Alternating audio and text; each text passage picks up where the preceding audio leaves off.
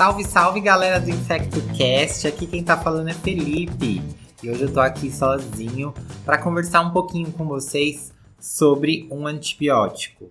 A gente vai começar a soltar alguns episódios agora sobre antibióticos específicos, contando um pouquinho sobre a sua história, o seu mecanismo de ação, contando um pouquinho sobre as indicações clínicas, quais são os possíveis mecanismos de resistência, onde a gente utiliza eles na prática clínica.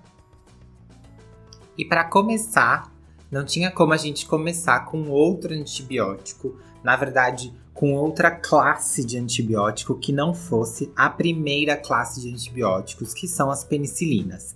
Hoje eu vou começar falando de um antibiótico dentro da classe das penicilinas, que é um antibiótico que é muito utilizado dentro da prática clínica hospitalar, que é a piperacilina tazobactam, ou comumente conhecido como Tazocin, tá? Então hoje a gente vai falar sobre o Tazocin.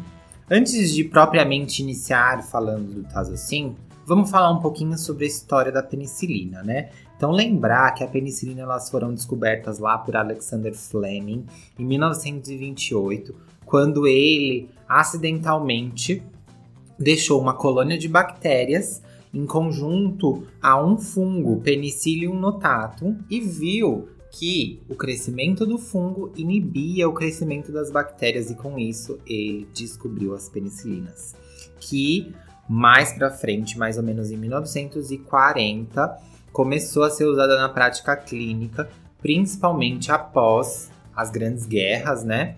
Onde isso mudou completamente o contexto de infecção, de tratamento de infecção dentro da prática clínica, tá bom? Então, a gente vai começar falando sobre a química dos beta-lactâmicos. Os beta-lactâmicos, ou penicilinas, né? As penicilinas são um tipo de beta-lactâmicos e os beta-lactâmicos eles compõem um grande grupo, que são as penicilinas, as cefalosporinas, os carbapenêmicos e o monobactam, tá? É bom a gente lembrar disso, porque quando a gente fala beta-lactâmico, penicilina, a gente acaba juntando os termos e vai tudo no mesmo balaio de gato aí, tá bom? Então, na estrutura química, a gente sempre tem que lembrar que tem ali o anel beta-lactâmico e que esse anel beta-lactâmico é onde a penicilina, ou no caso aqui a gente está falando de uma penicilina associada a um inibidor de beta-lactamase, que mais pra frente a gente vai discutir um pouquinho, ela vai fazer a sua ação. A ação dos beta-lactâmicos, ela é na parede celular, tá?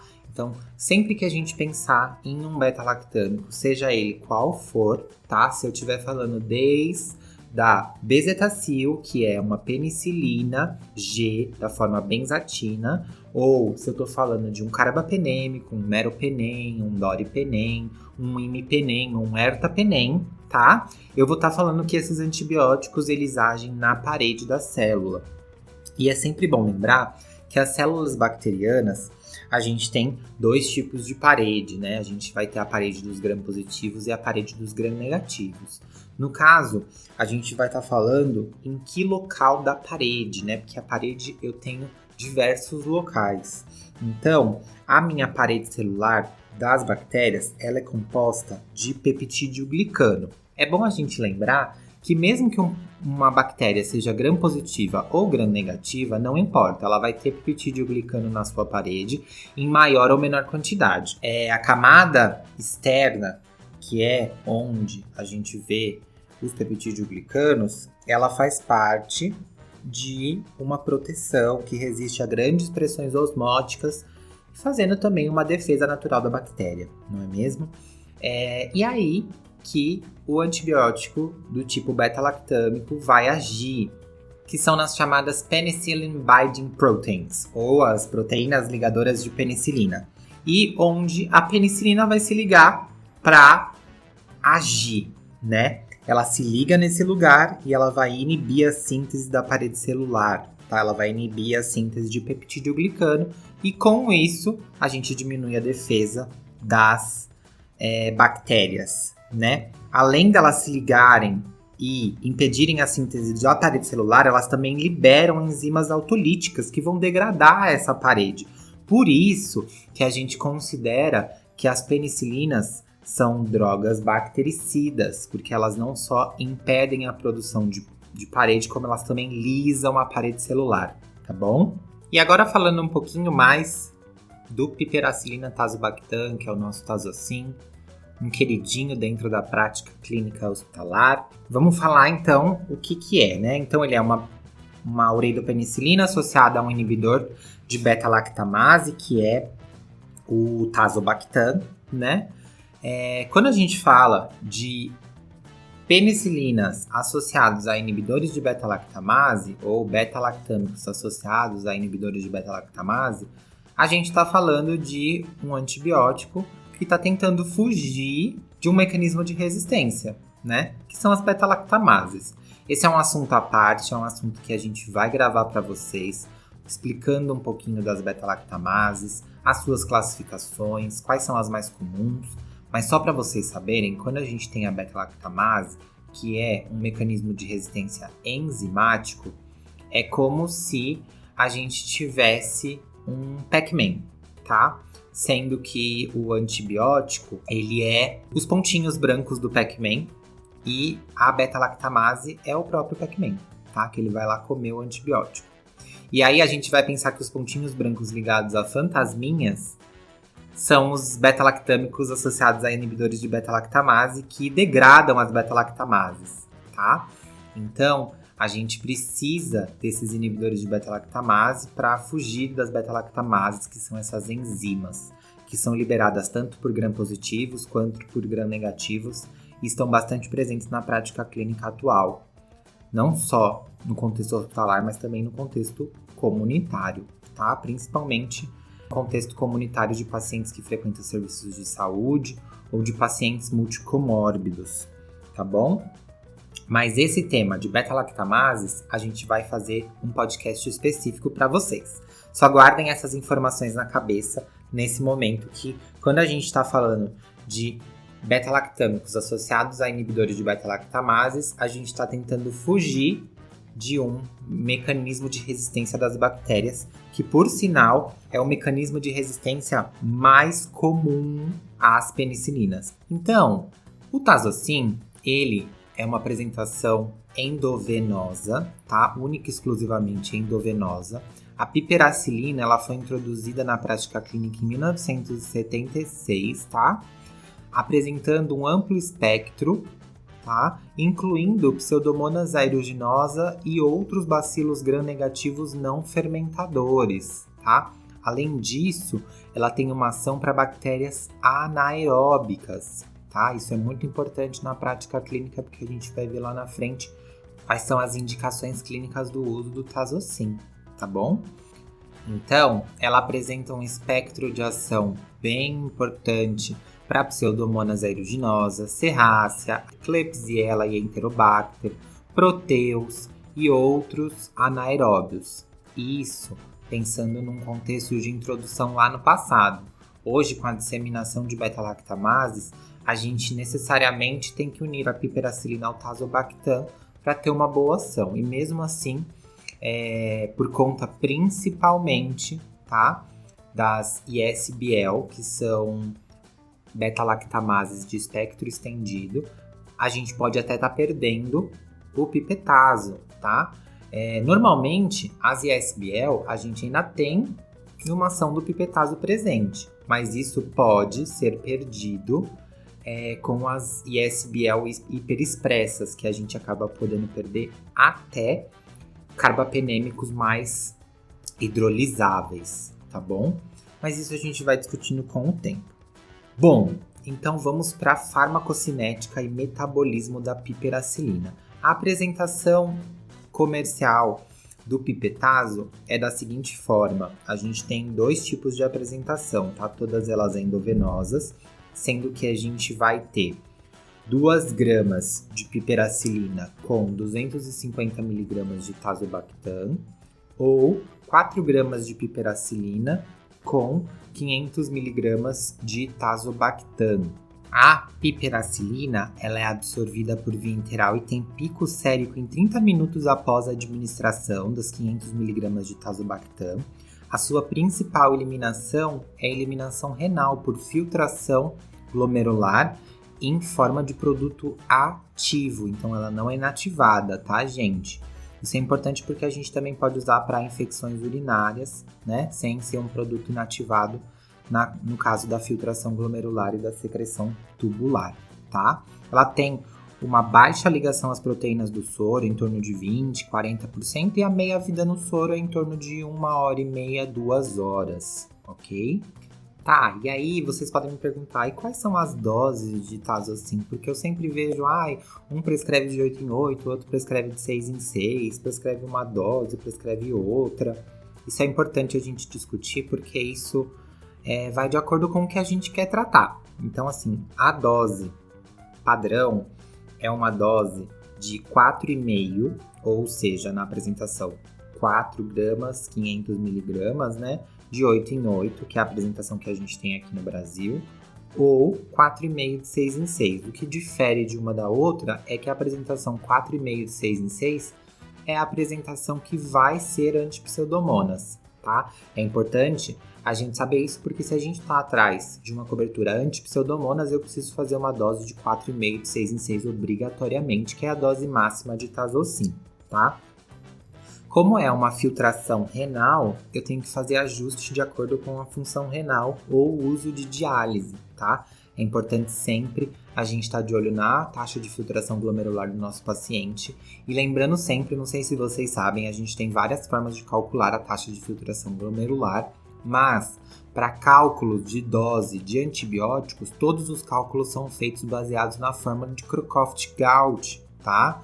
Não são baseados em CKD-PI ou essas novas fórmulas que usam a filtração glomerular. Então, todas as padronizações de dose de antibiótico para a filtração glomerular são baseadas em Crocroft-Gault. E a penetração do pipetazo, ele penetra bem em secreções pulmonares, pele e partes moles, infecções intraabdominais. Quando eu tenho locais de infecção polimicrobiana, por exemplo, feridas, úlceras, penetra bem. E, além disso, o pipetazo tem uma ótima penetração biliar. 100% de penetração na bile, tá? Uma elevada eliminação biliar, o que ajuda também em infecções como, por exemplo, colangite, colecistite, onde a gente vai ter gram-negativos e anaeróbios presentes e que vai ajudar bastante no nosso tratamento. E aí, a gente já parte para as indicações do uso do Tazocin.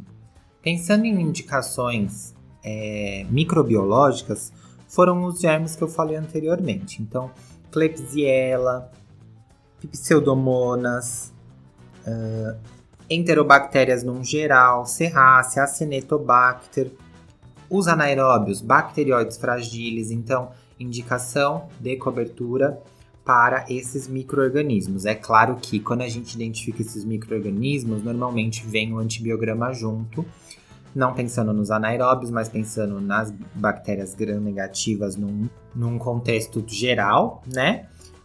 Mas a gente sempre tem que avaliar como que as bactérias vão se apresentar nesses antibiogramas, porque, como eu disse, existem mecanismos de resistência associada ao pipetazo. Bom, então agora a gente vai falar das indicações clínicas.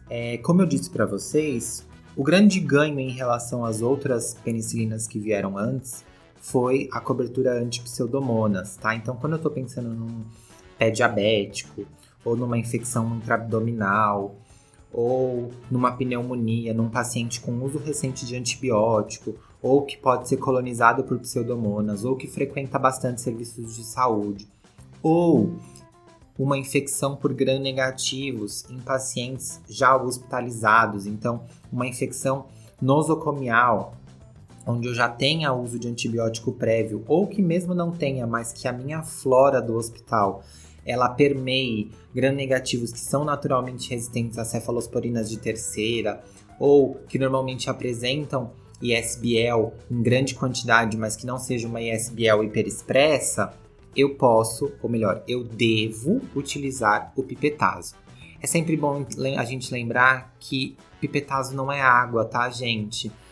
Pipetazo, ele é um antibiótico que não deve ser colocado como primeira linha de tratamento para uma infecção que veio da comunidade, de uma forma onde eu tenho germes de comunidade não resistentes. Eu não devo, sempre que o paciente interna, colocar pipetazo. Ou, por exemplo, quando meu paciente está em uso de ceftriaxone para um tratamento de uma pneumonia bacteriana, como a gente discutiu lá no episódio de pneumonia bacteriana com vocês, e a gente acha que ele não está melhorando, não é pura e simplesmente um motivo para eu trocar por um pipetazo, tá? Eu sempre tenho que avaliar quais são os fatores de risco daquele paciente estar desenvolvendo resistência, ou por que a minha infecção é uma infecção que não está sendo coberta por um antibiótico, eu preciso escalonar esse antibiótico para um inibidor de beta-lactamase.